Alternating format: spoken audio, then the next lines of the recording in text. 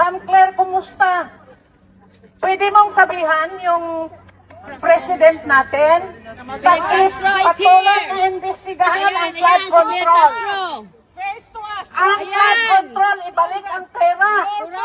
Binibili nyo na lahat ng mga congressman, mga senador, at ang mga justice system. Mahiyap naman kayo! Magnanakaw! Mahiyap Liar! sa pera ng Ayan, si Claire Castro. You shit lady! You are Bring back the money to the coffers of Filipino. Your face is ugly than what you are! Because you are a liar! Ma'am, You are a traitor! singganama, You are a thief!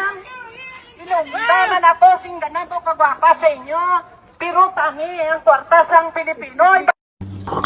Yan mga kababayan, sobrang napahiya po itong si Ate Claire. Ito, idagdag ko lang ang aking reaksyon mga kababayan sa pangyayaring ito kasi talagang sikat na sikat si Madam, di ba? At ang sabi po niya dito mga kababayan sa interview na binabastos daw po siya, okay? At yan po ang ating linawin, Madam Ate Claire. Ikaw po ay hindi binabastos doon. Kung ginamitan ka man ng megapon sa mukha, dahil po yan ay bingi na kayo. Hindi kayo nakikinig sa hinaing ng taong bayan. Okay? Kaya, megapon na ang kailangan. Dahil sobra na pong kapal ang inyong mga pagmumukha. O, di ba? Ganun po yan. Hindi po kayo binabastos. Yun ay galit ng mga tao, galit na galing sa kanilang mga puso. Kasi talagang sobrang kapal na po talaga ang pagmumuka.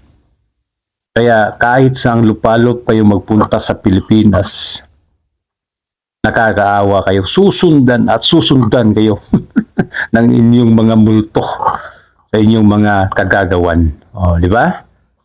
O, tingnan mo yung amo mo. Nasigawan din. Pareho kayo. Pero pangiti-iti lang kayo. Bakit? Makapal na.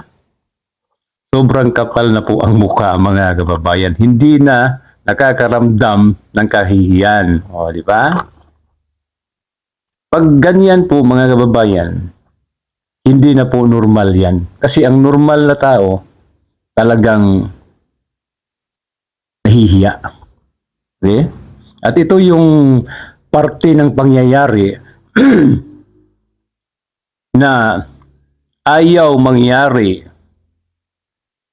sa isang magulang, sa isang anak, sa kanyang magulang. Okay?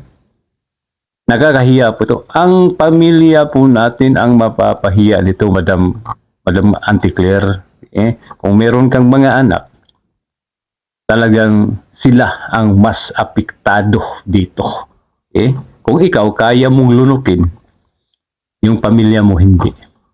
Panigurado, hindi po sila makakatulog ng mahimbing sa nangyari sa iyo. Totoo yan. O, di ba? Inaabuso kasi ng gobyernong ito ang mga tao. Marami ang namatay sa flood control. Tapos pangiti-hiti lang kayo. O, di ba? Yung mga press con mo, yung mga press briefing mo, patawa-tawa ka lang, tapos inaaway mo pa ang mga tao. O, di ba? Kaya, yan talaga ang mapapala ninyo. O, di ba? Ngayon, megapon na ang ginamit sa'yo. Siguro naman, tatablan ka na. Kasi kung hindi, wala na po tayong pag-asa niyan, Madam Auntie Claire. Hindi na po kayo normal pag ganon. O, di ba, mga kababayan? Yan po ang aking masasabi, mga kababayan, kay Madam Auntie Claire. Pasensya na po. Talagang, yan po ay bunga ng inyong mga kagagawan. Apektado din ang inyong pamilya.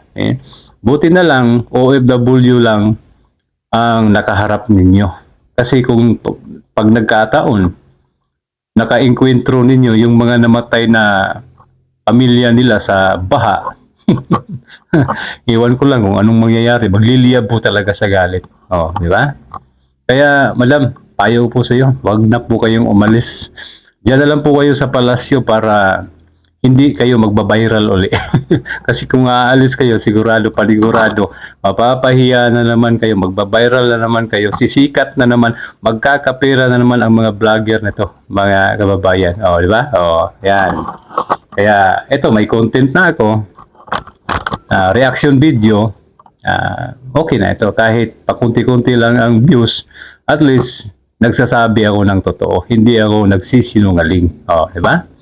Okay, salamat po sa inyo ng napakaraming mga kababayan sa mga sumusuporta po sa aking maliit na YouTube channel. Kahit hindi po tayo magaling mag-vlog, at least sikapin po natin na tama ang ating mga pinagsasabi. Hindi po tayo nakiayon sa mga baluktot ang dila. Okay?